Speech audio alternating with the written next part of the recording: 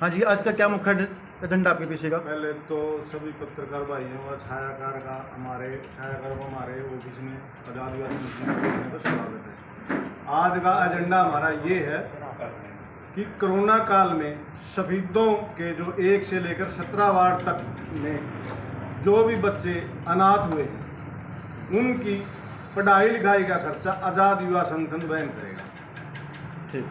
और उनके स्टैंडर्ड के हिसाब से जो जिस भी स्कूल में होंगे वो उसी स्कूल में वो उनका रेगुलर चलता रहेगा। ये पूरे स्पितो रहेगा या जो गांव है उनमें भी आपकी? जी, हमने अपनी कैपेसिटी के हिसाब से बोला 1 वार्ड से 17 वार्ड स्पितों के शहर मंडी अभी तक। आगे कोई ऐसा आता है ऑप्शन तो हम पूरे हल्के को भी कवर कर सकते हैं, लेकिन अभी हमारी कैपेसिटी इतनी है, अपनी कैपेसिटी के हिसाब से। तो जैसा कि सरकार ने भी पहले घोषणा कर रखी इस चीज़ की, तो उसमें आज़ाद युवा संगठन का क्या रोल रहेगा? अगर सरकार ने घोषणा करेगी, हमारे नॉलेज में तो नहीं है, हमने खुद देखा है MP गवर्नमेंट ने की है, दिल्ली गवर्नमेंट ने की है। अगर हरियाणा गवर्नमेंट की तो हमें नॉलेज में आई नहीं है। अगर होगी तो उनकी सिर मारती।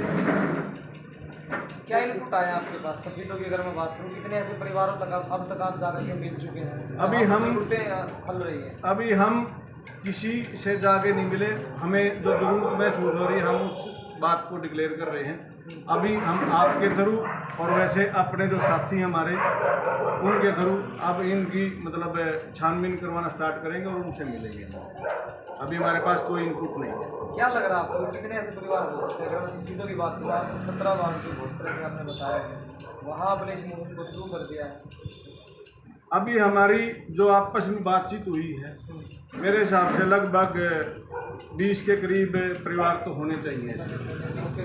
हाँ, अगर संख्या बढ़ती है तो क्या करेगा? कोई बात नहीं, आज़ाद युवा संगठन उसके लिए भी तैयार है। अगर कर दिए, अगर डिक्लेयर कर दिया तो कितने ही हों, वो कोई बात नहीं, हम पीछे नहीं हटेंगे। अगर बच्चे ऐसे मिल जाते हैं परिवारों से जहाँ पर जरूरतें हैं, तो किस तरह से उनको जो पढ़ाई है वो प्रोवाइड करवाने का काम करें? कहाँ तक वो पढ़ाई रहेगी? जब तक ऐसा है, नर्सरी से लेके 18 साल तक का बच्चा होगा तो जिस स्कूल में वो अभी स्टडी रन कर रहा है उसकी रेगुलर जारी रहेगी। जो उसके खर्चे होंगे, जो उसका बुक्स का खर्चा होगा, वर्दी वगैरह जो भी उसकी ज़रूरत होगी वो आज़ाद युवा संगठन पूरी करेगी।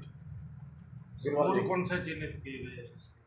नहीं, वो तो बच्चा जिसमें स्टडी कर रहा है ऑलरेडी उसी में रेगुलर रहेगा। अब कोरोना काल चला हुआ था, आप लगातार प्रयास कर रहे थे कि लोगों की सेवा की जाए, क्या इसके तहत ये कदम उठाए गए?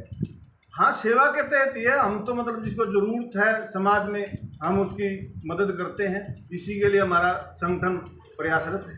कोरोना काल के दौरान क्या क्या आपने इसमें सेवाएं की हैं? जो पिछले अप्रैल से स्टार्ट हुआ, 22 मार्च से स्टार्ट हुआ कोरोना, उस टाइम हमने लोगों को खाना खिलाया था। जैन स्थानक में हमारी रसोई चलती थी। उसके बाद बीच में थोड़ा डाउन हो गया, तो अब मतलब जो मास्क की है या क्या नाम है, अब हमने अलग ही एक लोगों से हटके जो एक ज़रूरत है, जो डॉक्टर इलाज करते हैं उसी हिसाब से आयुर्वेदिक में इलाज है, जो हमारी प्राचीन पद्धति के हिसाब से हमारे जो ऋषि मुनि और वैद्य करते थे उसी हिसाब से हमने काढ़े की सेवा दे रखी है।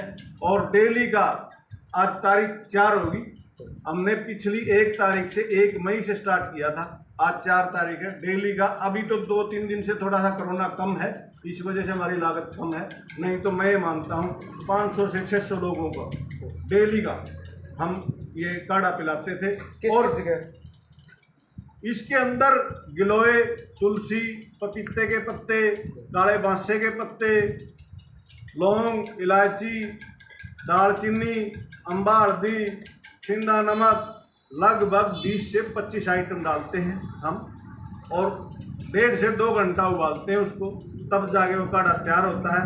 और हमारे पास हमारे मतलब वो ये इतनी जितने रिजल्ट मिले हैं हमें इतनी अपेक्षा नहीं थी, लेकिन हम उन रिजल्टों को देख के ही निरंतर आगे बढ़ रहे हैं और कोरोना को हरा के छोड़ेंगे। जब तक ये कोरोना भागेगा नहीं, हम इसके पीछे लगे हुए हैं। क्या फीडबैक मिली वहाँ से और कितने लोगों को आपने गिराया था? पिछली 1 तारीख से स्टार्ट था और 4 तारीख होगी, लगभग 35 दिन हो गए। आप डेली की कम से कम की मान के चलता हूँ 500 की एवरेज मान लो, 500 की एवरेज मान लो, और उसमें से 100 के लगभग तो पेशेंट मान लो। तो क्या उनके लिए राहत भरी खबर थी? जी, राहत भरी खबर थी। हमारे यहाँ तो शाम के टाइम जैसे डायरी में दूध लेने नहीं जाते हैं, तो ऐसे लाइन लगती है। आपने कई भाइयों ने कवर भी किया उसको, हम उसको देख के रोमांचित होते हैं।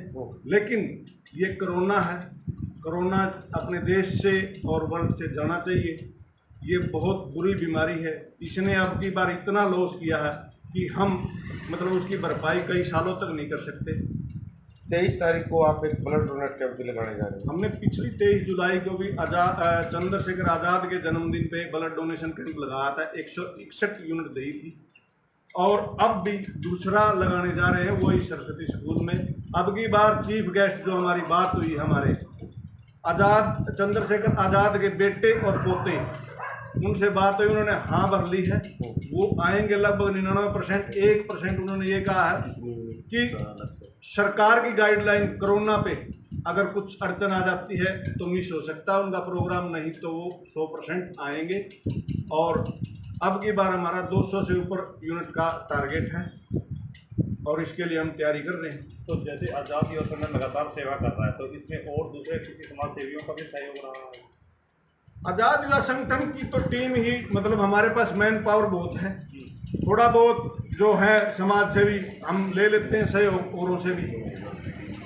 तो आपकी टीम में कितने सदस्यों की गिनती है? हमारी टीम के लगभग 150 सदस्य हैं और ये बढ़ते जा रहे हैं।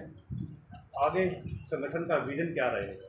आगे संगठन का विजन तो मेरा बहुत ही मतलब ये जो और संगठन है, एनजीओ को मैं देखता हूँ सिर्फ और सिर्फ ये चंदा लेने का काम करते हैं। मैं किसी का नाम तो नहीं लूँगा, और अपना मतलब काम चलाने का काम करते हैं। लेकिन मेरा विजन ये है, मेरे जो 150 सदस्य हैं उनमें से लगभग 80-85% बेरोजगार हैं, और आगे आने वाले टाइम में, अभी तो कोरोना सांस नहीं लेने दे रहा, मैं इनके लिए मतलब ट्रस्ट का, एनजीओ का काम क्या होता है, एक आदमी को जरूरत है उसकी जरूरत पूरी कर देनी, नहीं, उसके लिए रेगुलर रोजगार का प्रबंध करें। मेरे जो एनजीओ के लड़के हैं, जो मेरे साथी हैं, मैं उनके लिए रोजगार का प्रबंध करने जा रहा हूँ। लेकिन अभी नहीं, धीरे धीरे करके हम उस दिशा में प्रयासरत हैं ताकि उनको भी रोजगार मिले और औरों को भी जिनको जरूरत है। किस प्रकार का रोजगार देना चाह रहे हैं? रोजगार मेरी कल भी बात हुई थी, पीछे भी हम प्रयासरत थे। गौशाला जो क्या नाम है, हमारे यहाँ 3-4 हैं स्पीडों में, गोबर से पेंट बनता है, और कोरोना काल से पहले मैंने उसमें जो केमिकल मिलते हैं वो सारे निकलवा के, और हमारे मीडिया पर बारी सौरव को दे दिया था। वहाँ पे सौरव इनकी एक बार ये देख कहाँ से मिलेगी। तो हम 10 दिन लगभग प्रयासरत रहे, वो हमें वहाँ दिल्ली से उनकी आपूर्ति नहीं हुई, 1-2 केमिकल रह गए, और फिर ये लॉकडाउन लग गया, तो उस वजह से हमारा वो प्रोग्राम ठंडे बस्ते में चल गया। तो अभी हम थोड़ा सा डाउन होते ही, मतलब लॉकडाउन खुलते ही, हम उस काम को भी स्टार्ट करने का प्रयास करेंगे, जिससे कि हमारे ज़्यादा से ज़्यादा लड़कों को रोजगार मिले। तो हमारे चैनलों के माध्यम से जनता को क्या संदेश देना चाहिए? आपके चैनल के माध्यम से जनता को मैं संदेश देना चाहूँगा, ये कोरोना अब की बार वैसे लॉसेज तो इसने बहुत ज़्यादा किए हैं, लेकिन ये एक खांसी जुकाम है, इसको ज़्यादा अपने दिल पे ना ले। जो डेथ रेट बढ़ा है अब की बार, वो हमारे सुनने में ही आया है, अभी तक देखने में भी आया है कि कोरोना तो ठीक हो गया, लेकिन जो उसके दिल में दहशत बैठ गई, उस वजह से अटैक आ गया। तो इसको दिल पे ना ले, ये खांसी जुकाम है नॉर्मली, उसी हिसाब से अगर किसी को हो जाता है तो ट्रीटमेंट करें इसका, घर में ही हॉस्पिटल जाने की कोशिश ना करें। हॉस्पिटल में तो फिर ये बढ़ जाता है। तो ये महामारी नहीं मानते आप इसको? महामारी तो है, लेकिन इतनी नहीं है जितनी हम मतलब इसके जो दिल में हमारे दहशत बैठ गई, दहशत से ज़्यादा है। आगामी चुनाव भी है, अगर चुनाव में अगर कहीं हिंदुस्तान मिलती है तो इसमें आज़ादी हो, चुनाव में पहल किस प्रकार की सर? जैसे तमाम जो सामाजिक संस्थाएं जैसे हम देखते हैं, समाज सेवी होते हैं, हाँ, कुछ समय के बाद राजनीति की तरफ अपना रुख कर लेते हैं, क्योंकि जनता अपने अपने नुमाइंदे चुनती है। अगर ऐसे मौका मिलता है तो आज़ादी संगठन क्या करेगा? अभी तो हमारी कोई योजना नहीं है, लेकिन हमारे अंदर भी जो किसी और के अंदर खून बहता था वो खून बहता है, सारी बातें होंगी। आ भी सकते हैं, इसमें कोई गारंटी नहीं है, लेकिन टाइम के अनुसार अभी हमारी कोई योजना नहीं है। यदि कोई अनाथ बच्चा आता है तो कहाँ संपर्क करे, कोई नंबर जारी करना चाहिए? नंबर मेरा है 70 15 70 92 85। हमारे सेक्रेटरी का है 80 535 028 61। सौरभ बोलिए नंबर। 7988662144। राजू 74 दोबारा एक बार फिर आप एक बार नंबर रिपीट। मेरा है 70 15 70 92 85। हमारे सेक्रेटरी का है 80 535 028 61। 7988662144। राजू 74